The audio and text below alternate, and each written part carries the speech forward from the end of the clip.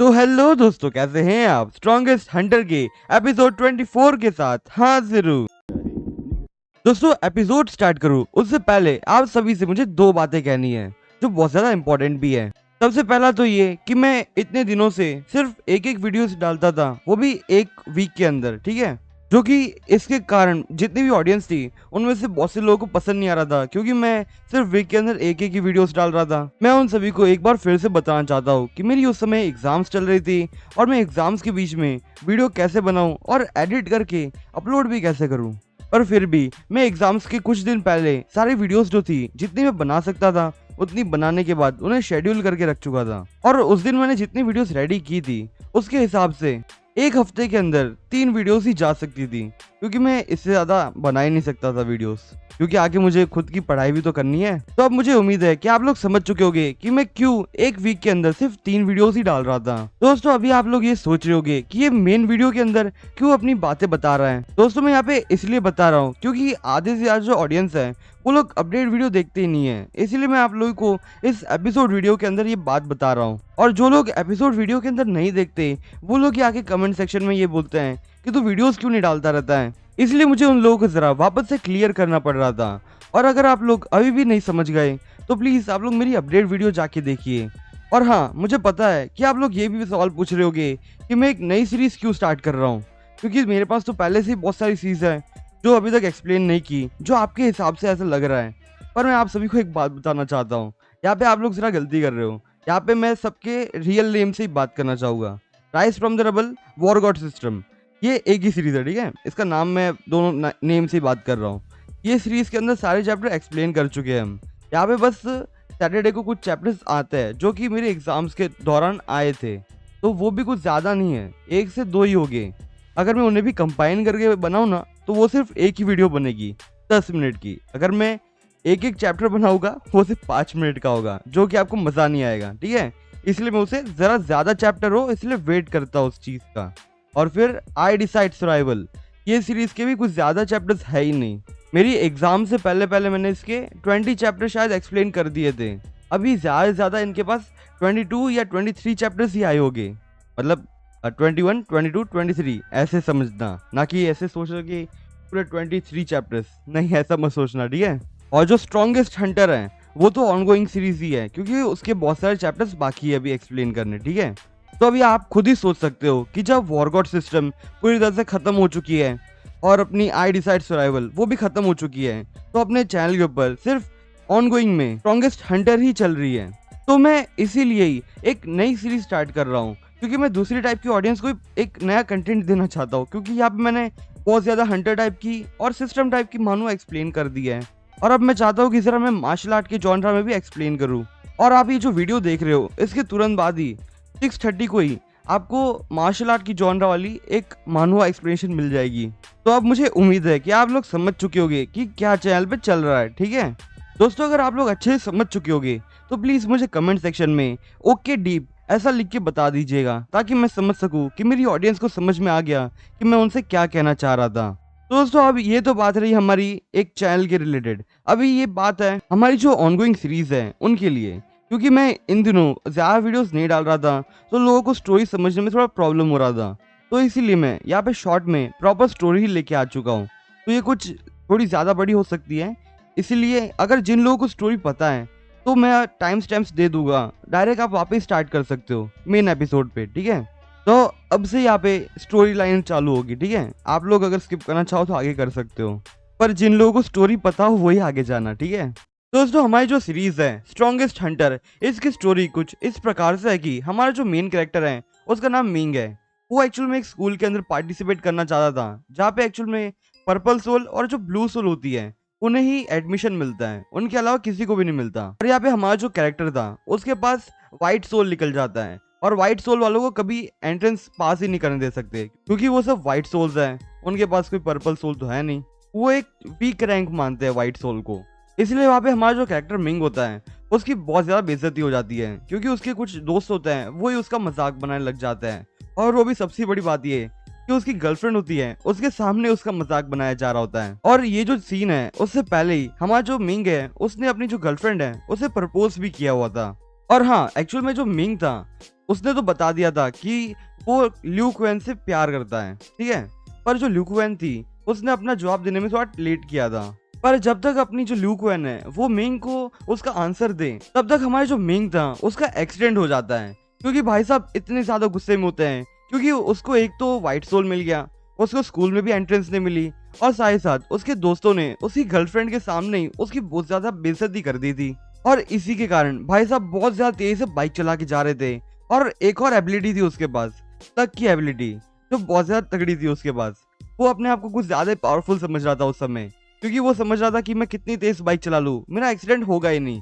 पर उस समय वो लक तो काम कर रहा था, पर इतना ज्यादा लक हो गया था कि एक एस्ट्रॉयड आया था। उसने सोचा कि वो एस्ट्रॉयड मेरे ऊपर नहीं गिरेगा, पर वो एस्ट्रॉयड दूसरी से जाते हुए एकदम सीधा ही जा रहा था वो, पर वो टर्न लेके सीधा मिंग के ऊपर ही गिर जाता है। और ये जो बात थी वो एकदम अनएक्सपेक्टेड थी।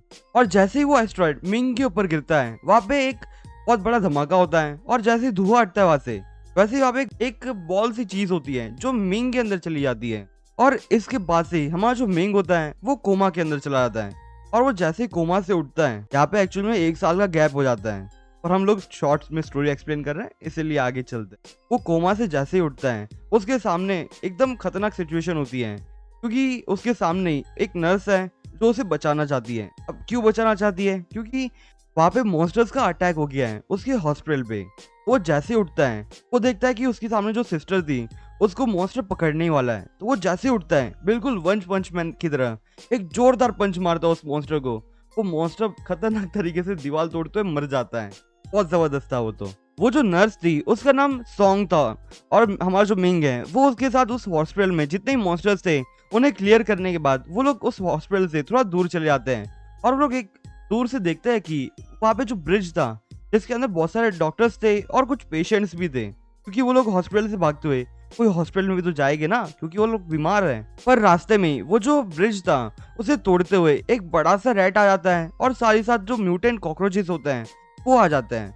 वो उन लोगों के ऊपर अटैक करते हैं। और मिंग को यहाँ पे एकदम प्रॉपर इन्फॉर्मेशन वहाँ पे बड़े फोन से मिलती है। वो जो सिस्टर सोन होती है वो उसे मना भी करती है वहाँ पे जाने से, पर हमारा जो मिंग होता है वो मानता नहीं है, और वो वहाँ पे सीधा जाके वहाँ पे जितने भी कॉकरोचेस होते हैं उन्हें मार देता है फटाफट।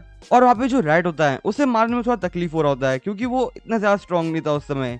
पर फिर भी वो थोड़ा अपना ब्रेन चलाते हुए वहाँ पे जो फायर थी उसे यूज करते हुए उस मॉन्स्टर को मार देता है, क्योंकि उसके पास एक पावर है कि वो किसी भी टाइप के एलिमेंट को अपने अंदर कंज्यूम करके उससे ये एक अटैक फॉर्म कर सकता है। इसलिए वो उस फायर को कंज्यूम करने के बाद उस मॉन्स्टर को आराम से हरा देता है। और अब जैसे ही सारा मामला शांत हो जाता है वैसे ही वहाँ पे बहुत ज्यादा मिलिट्री के लोग आ जाते हैं, क्योंकि वो लोग सील भी करेंगे ना, क्योंकि वहाँ पे और भी ज्यादा म्यूटेंट मॉन्स्टर्स हो सकते हैं, इसलिए वो लोग उस जगह को सील कर चुके होते हैं। और इसी के बीच में वहाँ पे मिंग की सिस्टर आ जाती है जो बहुत ज्यादा परेशान होती है मिंग के लिए, और वो बहुत ज्यादा रो भी रही होती है। और तभी अपना मिंग उसे देखता है और तुरंत उसे गले लगा लेता है, क्योंकि वो अपनी सिस्टर को 1 साल बाद मिल रहा है, इसलिए उसको याद तो आएगी अपनी सिस्टर की। और उसके बाद हमें बताया जाता है कि इसकी जो सिस्टर थी वो बहुत ज्यादा हार्ड वर्क करती थी। वो अपने मिंग को जो खर्चे थे हॉस्पिटल के वो अच्छे से निभा सके, मतलब पूरे कर सके, उसके लिए वो बहुत ज्यादा मेहनत करती थी। वो एक साथ 3-3 जॉब लेके रखी थी उसने, और वो 3-3 जॉब अच्छे से करती भी थी। पर अब जो कि मिंग अभी कोमा से जाग चुका है, तो अब वो डिसाइड करता है कि वो अभी हंटर बने और कुछ पैसे कमा सके और अपनी जो सिस्टर है उसे एक बेटर लाइफ दे सके। वो उसके बाद तुरंत ही हंटर ऑर्गेनाइजेशन में जाता है और वहाँ पे जाके सारे टेस्ट देने लग जाता है। और वो इतना खतरनाक टेस्ट देता है, उसे देख के सीधा आपको वन पंच मैन वाली टेस्ट ही याद आएगी। वहाँ पे वो एकदम जो पंच मशीन होती है जहाँ पे आपका पंच का कैलकुलेशन होता है, वो उसे जोरदार पंच मारता है, इतना जोरदार कि वो 1000 किलो का होता है। उसका वेट की बात हो रही है, ठीक है, वो 1000 होता है। ऑलमोस्ट उसने रिकॉर्ड ब्रेक कर दिया होता है, क्योंकि पिछली बार का जो रिकॉर्ड था वो 800 का था, अब 1000 का है। पर जो एग्जामिनर थी वो कहती है कि तुमने जस्ट एग्जाम को पास किया है, जस्ट। सोचो यहाँ पे कितना बुरा लगेगा किसी को भी। वहाँ पे जितने भी लोग खड़े थे उन सभी के दिल पे एकदम बुरा लग रहा था, क्योंकि एग्जामिनर ने बोला तुम जस्ट पास हो, तो बुरा तो लगेगा ना। और उसके बाद मिंग उसको जो रिजल्ट्स थे, और उसके बाद जो मिंग है उसको उसके रिजल्ट्स मिल जाते हैं, और उसके साथ उसे बैच भी मिल जाता है। वो अब से एक हंटर है प्रोफेशनल, पर उसका जो रैंक है वो थोड़ा लो होता है, पता नहीं क्यों, पर जो हंटर ऑर्गेनाइजेशन थी उन्हें यही रैंक देना था उस भाई साहब को। और उसको जैसे ये जो रैंक थी वो मिल जाती है, उसके तुरंत बाद ही वो अगले दिन एक मिशन पे भी निकल जाता है और वो मिशन पे अपने कुछ पुराने क्लासमेट से ही मिलता है, जहाँ पे एक बहुत बुरा दोस्त होता है उसका, जो उसको हमेशा ऐसे हारता हुआ ही देखना चाहता है। इसका नाम है फैंग, फैंग काई। और दोस्तों इसी लड़के ने उस एग्जामिनेशन के अंदर भी मिंग का मजाक उड़ाया था जब उसका वाइट रैंक आया था। और ये लड़का बहुत बुरा है क्योंकि फैंग को ल्यूक वैन के साथ मैरिज करनी है, इसलिए वो ऐसा करता है। अब यहाँ पे जितने भी जो पुराने दोस्त थे वो सभी आपस में बात करने के बाद वो सभी मिशन पे निकल जाता है और वो लोग फ्रीली उस जगह पे घूम रहे थे। पर तभी अचानक से वहाँ पे सैंडीपीड आ जाता है जो एक ही होता है, पर उसके बाद तुरंत ही बहुत बड़े अमाउंट में सैंडीपीड्स का एक बड़ा सा झुंड आ जाता है, जो प्रॉपर एक ही में कंबाइन होने के बाद एक बड़ा सैंडीपीड बन जाता है, जो कि खतरनाक हो जाता है। पर मिंग वहाँ पे अपनी वाटर एलिमेंट को यूज करते हुए उस सैंडीपीड को हरा देता है, पर वो पूरी तरह से नहीं हारे होते, वो सब अलग अलग हो जाते हैं, जो कंबाइन हो गए थे वो अलग हो जाते हैं। और उसके बाद वो लोग उस एक बिल्डिंग के अंदर एक कवर लेते हैं और फिर थोड़ा एक्सप्लोर करने के बाद मिंग देखता है कि वहाँ पे पीछे वो एक आदमी जा रहा है और वो जो आदमी है वो एक्चुअली में मिंग का ही एक डॉक्टर है। और ये सारी बातें वो अपनी सिस्टर सॉन्ग को ही बता रहा होता है, जो कि एक नर्स है। एक्चुअली में वहाँ पे सिस्टर सॉन्ग का कॉल इसलिए आया था क्योंकि जो मिंग है उसने काफी समय से सॉन्ग के साथ बात नहीं की थी, इसलिए वो ऐसे ही जस्ट बात करने के लिए फोन किया था। पर हमारा जो मिंग होता है वो डॉक्टर को देख चुका होता है और वो सिस्टर सॉन्ग को ही बताता है कि यहाँ पे वो डॉक्टर क्या कर रहा है। और यहाँ पे वो जो सिस्टर सॉन्ग होती है वो डॉक्टर के बारे में बताने लग जाती है कि ये डॉक्टर थोड़ा अजीब सा बिहेव कर रहा है, पता नहीं क्यों पर थोड़ा अजीब बिहेव कर रहा है। इसलिए मिंग इस डॉक्टर को पीछा करने लग जाता है और वो देखता है कि वो जो डॉक्टर है वो एक ऐसी एरिया में जा रहा है जहाँ पे बहुत सारे मॉन्स्टर्स हैं और वहाँ पे जाना मना भी है। पर वो जाके सीधा एक बिल्डिंग में जाता है और वहाँ पे सीधा अंदर एक टनल होती है, वहां से होते हुए अपने बेस पे जा रहा होता है। एक्चुअली में वो बेस नहीं होता, वो आगे पता चलेगा क्या था। मिंग भी उसका पीछा करते हुए एक टनल में जाता है और वो सीधा देखता है कि उसके सामने तो पूरा वाटर सप्लाई है जो पूरी सिटी के अंदर वाटर सप्लाई करता है। और वो देखता है कि वो जो डॉक्टर है वो सीधा जाके वाटर सप्लाई के अंदर कुछ मिलाने जा रहा है और वो देखता है और उस डॉक्टर को रोक देता है। और यहाँ पे वो डॉक्टर थोड़ा गेम खेलने लग जाता है और वो नीचे उतारते हुए मिंग से कहता है कि तुम मुझे क्यों रोक रहे हो। और फिर ऐसे ही थोड़ी बात होने के बाद वहाँ पे वो जो डॉक्टर होता है वो पकड़ा जाता है मिंग से। मिंग समझ चुका होता है कि ये बंदा कुछ अजीब सा ही करना चाहता है, वो और भी ज्यादा म्यूटेंट मॉन्स्टर्स को लाना चाहता है, इसलिए उस बंदे को रोक लेता है। और जैसे अपनी चोरी पकड़ती हुई देख लेता है वो डॉक्टर, वो अपने रियल जो प्लान्स होता है वो मिंग के सामने रखने लग जाता है। और यहाँ पे जैसे ही वो सब बता देता है, जब उस डॉक्टर का ध्यान नहीं होता तब मिंग जाके उसके पास से वो बॉटल ले लेता है जिसके अंदर एक मेडिसिन है जिससे म्यूटेंट मॉन्स्टर्स बन सकते हैं। और वो ये लेने के बाद वहां से जाने लगता है और तभी वो डॉक्टर भी नोटिस करता है और वो मिंग के पीछे पड़ जाता है उसे मारने के लिए। अभी वो अपने कुछ मॉन्स्टर्स को उस मिंग के पीछे मारने के लिए भेजता है, पर मिंग उससे बच बच के थोड़ा दूर चला जाता है और वो बड़ी मुश्किल से उन मॉन्स्टर्स से अपना पीछा छुड़ाता है, पर फिर भी वो पीछे पड़ जाते हैं और फिर मिंग गुस्से में आके उन सभी को मार देता है। और उसके थोड़ी देर के बाद मेन बॉस फाइट होती है जहाँ पे हमारा जो मिंग होता है वो बहुत बुरी सिचुएशन में होता है।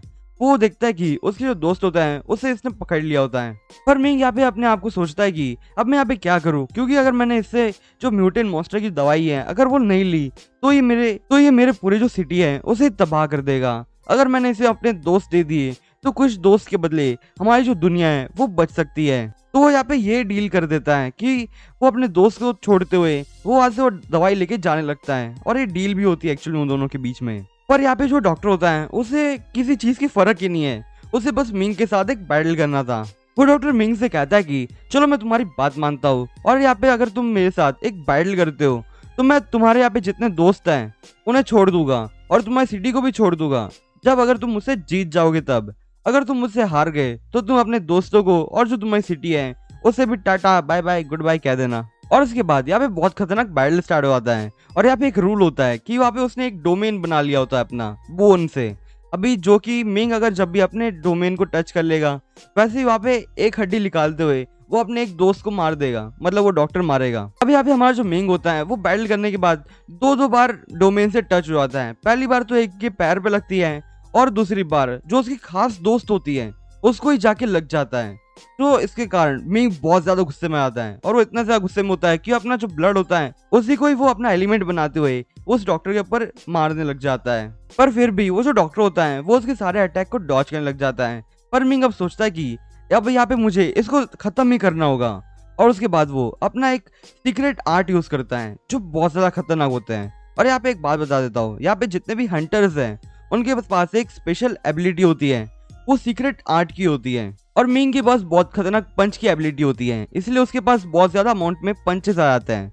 यानी कि जितने वो किसी बंदे के ऊपर पंच मार्क लाएगा उतने ही वो पंच ला सकता है। तो इतने खतरनाक अटैक के बाद वो मॉन्स्टर वहीं पे मर जाता है। और जैसे हंटर ऑर्गेनाइजेशन को पता चलता है कि उनके एरिया में कोई ऐसा मॉन्स्टर आ चुका है, वो भी अपनी हेल्प के लिए चले जाते हैं। पर वहाँ पे जाके देखते हैं कि वहाँ पे पहले से ही मॉन्स्टर मारा गया है। और वहाँ पे किसने मारा? मिंग ने मारा। वो लोग बिलीव भी नहीं करते इस बात पे। पर वहाँ पे वो जो कमांडर होती है वो मिंग को ऑफर देती है कि वो अपने ऑर्गेनाइजेशन को ज्वाइन कर ले। पर फिलहाल के लिए मिंग उससे कहता है कि फिलहाल मैं सबसे पहले अपने सिस्टर को मिलना चाहूंगा, क्योंकि मैं उससे सारे जो डिसीजन है उसके साथ ही मिलके लेता हूँ, ऐसे मैं डिसीजन नहीं लेता। और वो ऐसा बोलने के बाद अपनी सिस्टर के पास जाता है और अपनी सिस्टर से कहता है कि चलो आज हम लोग घूमने जाते हैं, क्योंकि उसके पास बहुत ज्यादा पैसे आ चुके थे। अब यहाँ पे उसके पास पैसे कैसे आए? यहाँ पे मैं एक इवेंट जो भूल चुका था, मैं यहाँ पे जरा बताता हूँ वो क्या था। यहाँ पे उसने इतने सारे जो मॉन्स्टर से मतलब मेन बॉस को मारा, उसके बाद भाई साहब बेहोश हो जाते हैं। और बेहोश होने के बाद सीधा हॉस्पिटल में मिलते हैं अपने आप को। और उनसे भी कोई मिलने आता है, एक्चुअल में वो ऑर्गेनाइजेशन का हेड होता है। अब वो यहाँ पे उससे क्यों मिलने आया था? वो उससे इसलिए मिलने आया था क्योंकि मिंग के ऊपर एक एस्ट्रॉइड गिरा था और उन लोगों के हिसाब से उसके अंदर बहुत ज्यादा खतरनाक रैंक का कोई मॉन्स्टर हो सकता है या कुछ तो हो सकता है, ऐसा उन्हें लग रहा था। और जो मिंग के ऊपर एक एस्ट्रॉइड गिरा था उसकी रैंकिंग रैंक 11 में आती है, जो हाईएस्ट रैंकिंग में नहीं होती, सेकंड हाईएस्ट पे होती है। और अगर वो 12 पे लेके जाए तो वो हाईएस्ट रैंकिंग होती है। पर थोड़ी देर के बाद वो थोड़ी बातचीत करते हैं और जैसे ये थोड़ी बातचीत आगे बढ़ती है वैसे थोड़ा इन्वेस्टिगेशन होती है मिंग के साथ। और थोड़ी इन्वेस्टिगेशन के बाद उस जनरल को पता चल जाता है कि इसके पास कोई ज्यादा इन्फॉर्मेशन नहीं है, इसलिए वो वहां से जाने लगता है। पर हमारा जो मिंग होता है वो उससे कहता है कि आप जरा रुकिए और मुझे एक बात बताइए, अभी जो मैंने मॉन्स्टर्स को मारा तो क्या मुझे उसके लिए पैसे मिलेंगे कि नहीं? तो अभी आप लोग समझ गए कि मिंग के पास पैसे कैसे आ गए। और अब यहाँ पे मेन प्लॉट स्टार्ट होता है, यहाँ से थोड़ा स्टोरी अलग ही मोड़ ले लेती है, ठीक है। अभी जैसे ही वो जनरल वहां से निकल जाता है वैसे ही वहाँ पे जो मिंग होता है वो अपने आप को मेडिटेट करने लगता है और वो एक अलग ही रूम में चला जाता है। और ये जो रूम होता है वो स्पेस के अंदर होता है और ये जो स्पेस होता है वो उसके ब्रेन के अंदर ही होता है। अभी यहाँ पे वो सीधा अपने सामने एक गॉडेस के जो स्टेचू होते हैं उसके पास जाके उससे बात करने लगता है। और तभी उतने में वो जो स्टेचू होता है वो टूट जाता है और वो सीधा मिंग के पास आके बात करने लगता है। और जो कि यहाँ पे जितने भी लोग थे ना उन लोगों को लग रहा था कि ये सिस्टम टाइप मान हुआ है, यहाँ पे सबका थोड़ा अलग ही बात हो जाती है। यहाँ पे सिस्टम टाइप मान हुआ नहीं है, यहाँ पे मिंग के अंदर एक गॉडेस है जो मिंग को स्ट्रॉन्ग बना रही है। यहाँ पे एक्चुअल मिंग के साथ उस गॉडेस की एक्चुअल में एक डील हुई है। अभी जानते हैं वो क्या डील हुई थी? यहाँ पे जो गॉडेस थी वो जैसे ही उस एस्ट्रॉइड से उस मिंग के ऊपर गिर गई थी उसके कारण यहाँ पे उसके पास एक खतरनाक सिचुएशन आ गई थी। वो अपने आप को डिस्ट्रॉय कर ले या फिर अपने आप को जिंदा रखने के लिए उसके सामने जो ह्यूमन है उसके अंदर जाके उसके साथ एक सेटलमेंट कर ले। और फिर वो गॉडेस यही करती है, वो थोड़ा सेटलमेंट करती है और वो मिंग के साथ रहने लग जाती है और बदले में मिंग को थोड़ी पावर दे देती है। और इसके कारण ही हमारा जो मिंग होता है वो बहुत ज्यादा स्ट्रॉन्ग बन जाता है। पर अभी तक हमारा जो मिंग है वो अपनी पावर को फुल्ली मास्टर नहीं कर पाया है, पर ये गॉडेस उसे मास्टर करना सिखा रही है। पर मिंग को उसके जो ट्रू इंटेंशंस होता है वो पता चल जाता है कि ये जो गॉडेस है वो पूरी धरती को खत्म करने के लिए आई है। पर ये जो मिंग है उसे रोकना चाहता है और उसका जो माइंड है उसे चेंज करना चाहता है, क्योंकि वो अपनी जो अर्थ है उसे बचाना चाहता है। क्योंकि वहाँ पे कुछ अच्छे लोग भी तो है, अगर बुरे लोग हैं तो वहाँ पे अच्छे लोग भी तो है। और इस सीन के बाद वहाँ पे थोड़ी बातचीत होती है और वो अपना जो मेडिटेशन रूम होता है उसे छोड़ते हुए सीधा वहां से हॉस्पिटल में वापस आता है। और फिर वो हॉस्पिटल से छूटने के बाद और फिर वो अपनी सिस्टर के साथ थोड़े मॉल में घूमने जाता है और थोड़ा खाना पीना खाता है और उसकी जो पसंदीदा चीजें होती है वो खरीदवाता है उससे। और वो उसको यहाँ पे सरप्राइज भी देता है और कहता है कि यहाँ पे जो घर है मतलब एक फ्लैट दिखाते हुए कहता है कि वहाँ पे जो घर है उसे हम लोग जल्द से खरीदने वाले हैं। मिंग के पास अभी ज्यादा पैसे तो नहीं है पर वो थोड़े और पैसे जमा करेगा तो तुरंत ही वो एक घर खरीद सकता है। और वो इतना कहने के बाद वो अपने सिस्टर से कहता है कि वो अपनी पढ़ाई को पूरी करना चाहता है और वो पूरी करने के लिए एक सिटी के अंदर जाता है जहाँ पे फिलहाल ल्यू क्वेन है। और फिर वो सिटी के अंदर थोड़ा घूमते हुए वो ल्यू क्वेन से ही मिल जाता है और सामने से ल्यू क्वेन ने ही फोन किया होता है उसे। तो दोस्तों अभी मजे की बात तो ये है कि ल्यू क्वेन को मिंग के अंदर इंटरेस्ट होता है और ये बात भाई साहब मिंग को पता ही नहीं है और मिंग भी अपनी ल्यू क्वेन को पसंद करते हैं और ये बात ल्यू क्वेन को पता नहीं है। मतलब कि यहाँ पे दोनों ही कंफ्यूजन में रह रहे हैं। मिंग को बस इतना याद है कि उसने अपना जो प्रपोजल है वो अपनी ल्यू क्वेन के सामने रख दिया था और ल्यू क्वेन ने उसका जवाब अभी तक दिया नहीं है, बस ये उसका कंफ्यूजन है, ठीक है। अभी ल्यू क्वेन को ये कंफ्यूजन है कि उसने मिंग को अपना जो लेटर था जिसके अंदर उसने सब कुछ कन्फेस करते हुए कहा था कि वो मैरिज के लिए रेडी है, उसने ये करते हुए वो लेटर उसके बुके के साथ उसने जहाँ पे कोमा में लेटा हुआ मिंग है उसके जस्ट बाजू में रखा हुआ था। उसने ये सोच के वहाँ पे रखा था कि जैसे मिंग उठेगा वैसे वो सामने वो लेटर देख के बहुत ज्यादा खुश हो जाएगा। पर हमारा जो मिंग होता है वो उस लेटर को पढ़ नहीं पाता। क्यों? क्योंकि वहाँ पे जो फैंग काई होता है वो दुश्मन इतना खतरनाक आता है, तो वो जो लेटर होता है वो पहले पढ़ चुका होता है और उसे बहुत गुस्सा आता है और तुरंत ही वो पेपर फाड़ देता है। देखा दोस्तों, मैंने इसलिए आपसे कहा था कि ये बहुत गंदा दोस्त है अपना। अब दोनों यही कंफ्यूजन के अंदर साथ में मिलके फिर से ज्यादा डेट करते हैं और फिर वो दोनों कॉफी पीते हुए आपस में बातचीत करते हैं और थोड़ी बातचीत के बाद मिंग अपनी एग्जाम की तरफ निकल जाता है, जहाँ पे एक्चुअली मेन प्लॉट तो ये है कि वहाँ पे सारे अमीर के बच्चे हैं, वहाँ पे सब अपनी डोनेशन दे के आए होते हैं। बस उन सभी बच्चों को सिर्फ इतना करना है कि वहाँ पे जितनी भी एग्जाम्स हैं उनके अंदर जरा जरा मार्क्स लेके आने हैं, बाकी तो उन्हें पास किया ही जाएगा क्योंकि उन लोगों ने बहुत ज्यादा डोनेशन दिया होता है और डोनेशन देने के बाद कौन आपको पास नहीं करेगा। पर यहाँ पे जो हमारा मिंग होता है वो ऑर्गेनाइजेशन के थ्रू आता है और यहाँ पे स्पेशली ऑर्गेनाइजेशन ने उसे रेकमेंड किया होता है, पर फिर भी हमारा जो एग्जामिनर होता है वो मानता ही नहीं है, वो बड़ी से बड़ी एग्जाम रखने लग जाता है। पर मिंग उन सभी एग्जाम को पास करता है और वो सबसे बेहतरीन काम भी करता है, मतलब कि सबसे हाईएस्ट स्कोर उसी का ही होता है और वो एट लास्ट हर एग्जाम को पास कर लेता है। पर फिर भी ये जो एग्जामिनर होता है वो फैंग के साथ उसके एक फाइनल बैटल रखवाता है जिसके बाद उसे एग्जाम में एंट्री मिलेगी और यहाँ पे बुरी तरह से फैंग काई को हराने के बाद वो एग्जाम में एंट्री भी कर लेता है और वो ये जो गुड न्यूज होती है वो ल्यू क्वेन को भी सुना देता है और उसके बाद वो दोनों बहुत ज्यादा खुश हो जाते हैं और ल्यू क्वेन उससे कहती है कि अब तुम मेरे क्लासमेट बन चुके हो। और इसी के साथ हमारा जो लास्ट चैप्टर था एपिसोड 23 वो खत्म होता है और अब इसे यहाँ से हम आगे के चैप्टर्स एक्सप्लेन करने वाले हैं। दोस्तों अब यहाँ से हमारा मेन एपिसोड स्टार्ट करता है। एपिसोड की शुरुआत में हमें बताया जाता है कि जो मिंग है उसको अपना सपना मिल चुका होता है, तो एक्चुअल में उसका सपना होता है कि वो स्कूल के अंदर एडमिशन ले ले। और उसके बाद हमें वो स्कूल का थोड़ा सीन बताया जाता है जहाँ पे वो स्कूल का रोड दिखाया जाता है, वहाँ पे उसका प्लेग्राउंड दिखाया जाता है जहाँ पे लोग प्रैक्टिस करते हैं। फिर हमें स्टूडेंट की स्ट्रीट्स भी दिखाई जाती है जहाँ पे सारे स्टूडेंट्स ही है। और उसके बाद में स्कूल बिल्डिंग लाइब्रेरी दिखाई जाती है, उसी के अंदर एक और रूम होता है जिसके अंदर super beings combat ability foundation talks की जाती है। अगर आप लोग शॉर्ट में कहो तो इसे सिर्फ बातचीत करना कहते हैं, ठीक है। और उसके बाद इन सभी की क्लास स्टार्ट हो जाती है और यहाँ पे जो टीचर होता है वो उन सभी से पूछने लगता है कि तुम सभी को एक बात पता होनी चाहिए कि हमारे जो रैंक्स हैं वो 5 रैंक्स हैं और अब इन 5 रैंक्स के अंदर एक रैंक ऐसा है जिसे व्हाइट डस्ट कहते हैं। अब ये जो व्हाइट डस्ट है उसके बारे में कोई मुझे एक्सप्लेन करना चाहेगा? और वो ऐसा कहते हुए एक लड़की को कहता है जिसका नाम फैंग रोंग होता है। फैंग टीचर को आंसर देते हुए कहते हैं कि ये जो व्हाइट डस्ट वाले जो होते हैं वो ज्यादा पावरफुल तो नहीं होते, पर उनके पास भी अलग ही टैलेंट होता है। वो भले बहुत ज्यादा स्ट्रॉन्ग अटैक नहीं कर पाए, पर वो थोड़ा अगर मेहनत करे तो अपनी जो पावर है उसे बढ़ा सकते हैं। वो शायद अपनी जो स्पीड होती है उसे इंक्रीज कर सकते हैं, अपनी जो स्ट्रेंथ होती है उसे बढ़ा सकते हैं, या फिर वो एक आर्चरी जैसे काम को अच्छे से कर सकते हैं। वो टीचर फैंग को नीचे बिठाते हुए कहता है कि तुमने तो ये सिर्फ नॉर्मल ह्यूमंस की बात की है, यहाँ पे मैं सुपर बीइंग्स की बात कर रहा हूँ। वो टीचर उन सभी को जरा एक्सप्लेन करते हुए कहता है कि यहाँ पे हम लोग व्हाइट डस्ट और जो नॉर्मल बीइंग्स होते हैं उनके बीच में ज्यादा कंपैरिजन तो नहीं कर सकते, क्योंकि जो व्हाइट डस्ट वाले होते हैं वो जरा स्ट्रॉन्ग होते हैं नॉर्मल ह्यूमन बीइंग से। पर यहाँ पे जो व्हाइट डस्ट वाले होते हैं उनके पास एक स्पेशल रैंक होती है, मतलब कि एक स्पेशल एबिलिटी होती है। वो बहुत ज्यादा स्पीड में हो सकते हैं, या फिर उनके पास स्ट्रेंथ बहुत ज्यादा होगी, या फिर उनके पास बहुत ज्यादा स्ट्रॉन्गनेस होगी। और इसी बेसिस के ऊपर हमारी जो स्कूल है वो उन सभी को भी एक्सेप्ट करती है। यहाँ पे हम लोग एक ही बात चेक करता है कि वो लोग बहुत ज्यादा स्पीड में हो, उनकी रिएक्शन स्पीड बहुत ज्यादा अच्छी हो और उनकी स्ट्रेंथ अच्छी हो, और साथ साथ कॉम्बैट बैटल्स भी अच्छे हो। और अगर ये सारे जो चीजें हैं वो फुलफिल करते हैं तो वो लोग इस एग्जाम को पास करते हुए।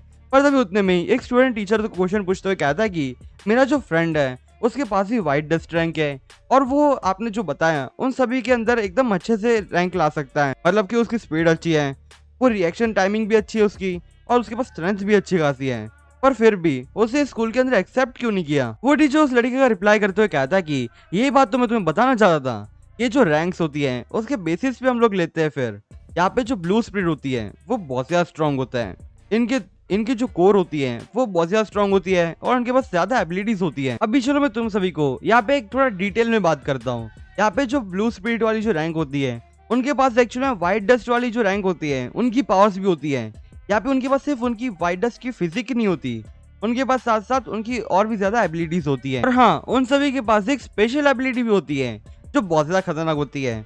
और प्लीज यहाँ पे कोई मजाक मत करना, अपनी एबिलिटी को यूज मत करो, मैं नहीं चाहता कि तुम लोग ये पूरे रूम को तबाह कर दो। और तभी उतने में ही एक लड़की हाथ उठाते हुए कहती कि टीचर मैं यहाँ पे अपनी जो एबिलिटी है उसे दिखाना चाहती हूँ, क्योंकि मैं भी यहाँ पे ब्लू स्पिरिट की हूँ। वो टीचर उसकी बात मानते हुए सबसे कहता है कि सब अपनी आंखें बंद कर लो। और तभी वो टीचर को बात याद आती है और वो कहता है कि अगर तुमने आंखें बंद कर ली तो तुम इसकी स्किल कैसे देख पाओगे। तो वो टीचर उस लड़की को रिक्वेस्ट करता है कि अपनी जो पावर है उसे थोड़ा कम रिलीज करे, क्योंकि वो जरा बहुत इफेक्टिव होती है। उसके बाद वो जो लड़की होती है वो अपनी पावर को रिलीज करने लग जाती है, और वो इस बार थोड़ी वीक में ही रिलीज कर रही होती है। और वो जैसे ही अपनी एनर्जी को रिलीज करती है, वहां पे एक बड़ी सी लाइट आती है, वो उसे अपनी मुट्ठी में दबा देती है और वो तुरंत ही एक बड़ा सा बॉल निकालती है, जिसके कारण वहां पे बहुत ज्यादा रोशनी आ जाती है। और यहाँ पे सभी कुछ देख ही नहीं पा रहे होते, क्योंकि यही एबिलिटी का एक इफेक्ट है।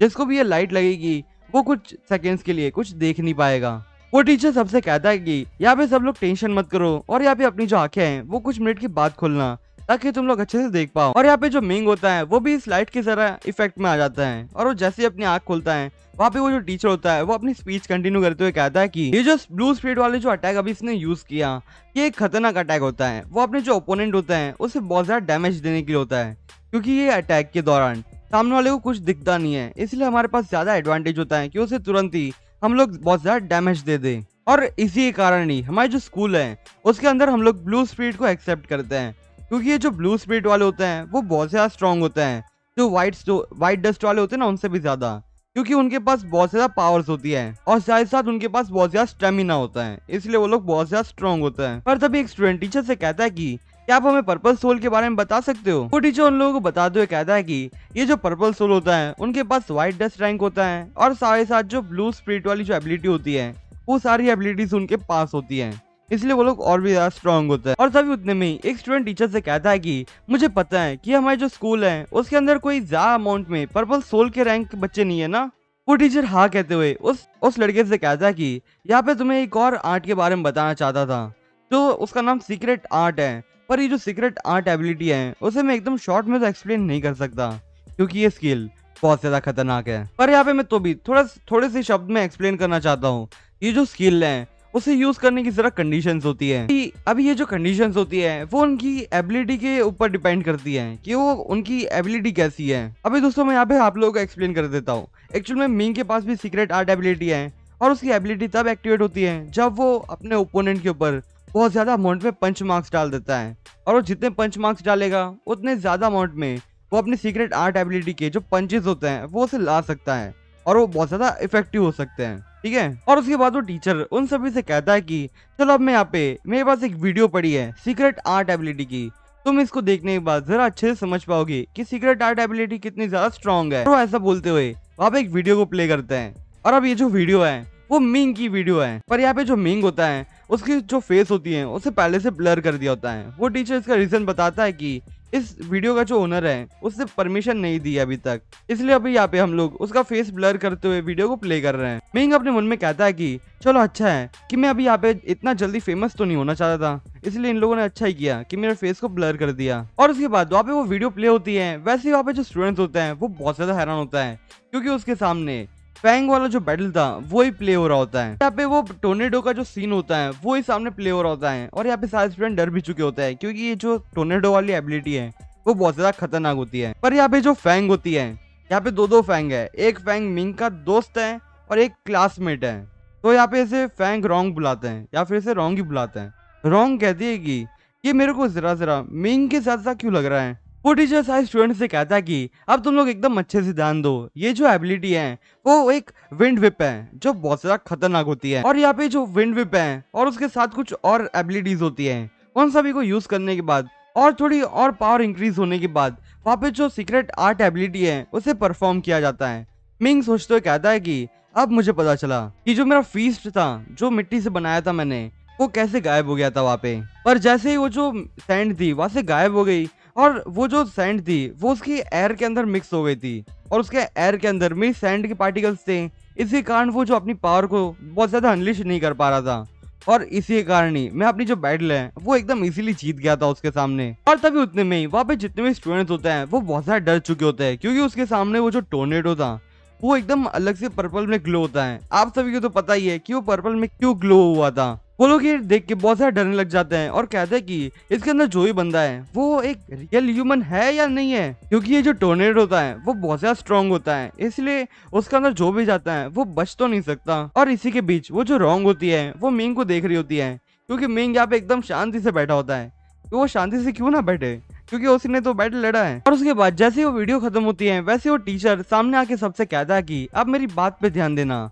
अभी यहाँ पे जो वीडियो देखा था तुम लोगों ने, उसके अंदर यहाँ पे जो स्किल यूज की थी वो बस स्प्रिट स्किल थी, और जो कि हमने इस लड़के के बहुत सारे बैटल्स देखे थे तो हमें पता चला कि ये जो लड़का है वो एक्चुअल में एलिमेंट को कंज्यूम करके अपनी पावर रिलीज कर सकता है। और वो जितने स्ट्रॉन्ग मीडियम को यूज करेगा, मतलब कि जितने स्ट्रॉन्ग मटेरियल को यूज करेगा, वो उतने ज्यादा स्ट्रॉन्ग अटैक परफॉर्म कर सकता है। पर तभी उतने में एक स्टूडेंट टीचर से कहता है कि टीचर आप मुझे एक बात बता सकते हो कि जो पर्पल सोल के जो होते हैं उनकी अगर सीक्रेट आर्ट एबिलिटी यूज करे तो वो 10 टाइम्स ज्यादा स्ट्रांग होगी पर्पल सोल स्प्रिट रैंक से। तो फिर वो जो लड़का था उसने उसके सामने, वो टोर्नेडो के सामने कैसे वो बच पाया था। टीचर उस लड़के से कहता है कि वहाँ पे दो मेन रीजंस थे। पहला रीजन तो ये था कि उसके पास पहले व्हाइट डस्ट रैंक था, और साथ ही साथ उसने एक्चुअल में जो एग्जाम्स थी उसके अंदर 3 कैटेगरीज के अंदर एकदम अच्छे से पास हो गया था। और हमने कुछ देर पहले ही बातचीत की थी कि जो व्हाइट डस्ट रैंक होते हैं उनके पास बहुत ज्यादा हाई रैंक में फिजिक्स होती है, और अगर वो लोग ज्यादा ट्रेनिंग करे तो अपने आप को ज्यादा स्ट्रॉन्ग भी बना सकते हैं। और अब यहाँ पे जितने भी जो सुपर बींग्स होते हैं वो अपनी पावर को जितना अनलिश करना चाहेगी वो उतनी ज्यादा अनलिश तो होगी, और साथ ही साथ उनकी जो सीक्रेट आर्ट वाली जो एबिलिटी है वो उतनी ज्यादा स्ट्रॉन्ग होती जाएगी। और अब मैं तुम्हें एक चार्ट दिखाना चाहता हूँ जो कॉम्बैट एबिलिटीज होती हैं वो उनके टैलेंट्स के हिसाब से तुम्हें दिखाता हूँ। सबसे पहले तो स्टार लाइट रैंक के आते हैं जिन्हें व्हाइट डस्ट रैंक मिलता है, फिर दूसरे आते हैं स्टार लाइट रैंक के, फिर दूसरे आते हैं मून ब्राइट रैंक के ब्लू स्प्रिट्स, उसके बाद सोलार रैंक के पर्पल सोल, फिर सेलेस्टियल रैंक के रेड वॉरलॉक जो कि हमारा मिंग है पहले से ही, पर यहाँ पे मिंग ने अपनी एबिलिटी को शो नहीं किया है, फिर एम्बर रैंक के ब्लैक गॉड, और उसके बाद ब्लास्ट रैंक के जो आखिरी रैंक है यहाँ पे। और अगर यहाँ पे जो व्हाइट डस्ट रैंक के जो बच्चे हैं अगर वो लोग अपने आप को बहुत ज्यादा स्ट्रॉन्ग बनाना चाहते हैं, वो जितनी ज्यादा मेहनत कर सके उतनी ज्यादा मेहनत करे और वो बहुत ज्यादा स्ट्रॉन्ग होते ही जाए, तो शायद वहाँ पे वो ब्लैक गॉड को भी हरा सकते हैं जो एम्बर रैंक के होते हैं। और उसके बाद वहाँ पे जो स्टूडेंट्स होते हैं वो आपस में बात करने लग जाते हैं और कहते हैं कि ये जो बंदा वीडियो के अंदर दिखाया जा रहा था वो बंदा कितना ज्यादा स्ट्रॉन्ग था। मुझे ऐसा लग रहा था कि ये जो लड़का है वो अकेला ही हमारे जितने भी स्टूडेंट्स यहाँ पे हैं उन सभी को आराम से हरा सकता था। तभी उनमें से एक स्टूडेंट कहता है कि हाँ तुम तो सही कह रहे हो, उसकी जो फीस्ट एबिलिटी थी वो तो बहुत ज्यादा खतरनाक थी, उसने वहाँ पे सिर्फ अपनी स्पीड स्किल यूज की थी। अगर वो अपनी पूरी पावर अनलिश करता जिससे वहाँ पे सीक्रेट आर्ट एबिलिटी यूज होती तो वहाँ पे वो पूरा एक स्मॉल माउंटेन जो होता है वो भी उसे तबाह कर सकता था। और उसके बाद वहाँ पे जो टीचर होता है वो अपना लैपटॉप बंद करते हुए स्टूडेंट से कहता है कि अब मैं तुम सभी को जो समझाना चाहता था वो तुम लोग समझ चुके होगे, अब बस मैं तुम्हें एक ही बात कहना चाहता हूँ, अगर तुम लोग यहाँ पे अपनी जो पावर है उसे बहुत ज्यादा अच्छे से यूज करना चाहते हो तो अपने आप को ज्यादा ट्रेन करो, और जैसे तुम अपने आप को ज्यादा ट्रेन कर पाओगे तो तुम बहुत ज्यादा पावरफुल बन सकते हो, शायद तुम अपने ज्यादा हाई रैंक बंदे को भी हरा सकते हो। इसलिए तुम अपने आप को ज्यादा से ज्यादा स्ट्रॉन्ग बनाते जाओ, क्योंकि यहाँ पे जो हाई रैंक पे हो तो तुम्हें ये नहीं लगना चाहिए कि तुम हाई रैंक पे हो इसलिए तुम्हें कोई हरा नहीं सकता। यहाँ पे तुम्हारा ही मजाक बन रहा है, क्योंकि तुम अगर लो रैंक के बंदे के साथ हार रहे हो क्योंकि वो तुम्हारे से ज्यादा प्रैक्टिस करके बैठा है इसलिए वो तुम्हें आराम से हरा सकता है। इसलिए तुम्हें भी अपने आप को प्रैक्टिस करते ही रहना चाहिए, क्योंकि तुम जितना ज्यादा प्रैक्टिस करोगे तुम उतने ज्यादा स्ट्रॉन्ग बनते ही जाओगे। और तो यहाँ पे जो क्लासरूम की जो बेल होती है वो बज जाती है और यहाँ पे जो क्लास है वो एंड हो जाती है, और इसी के साथ साथ हमारा चैप्टर का एक्सप्लेनेशन भी एंड होता है।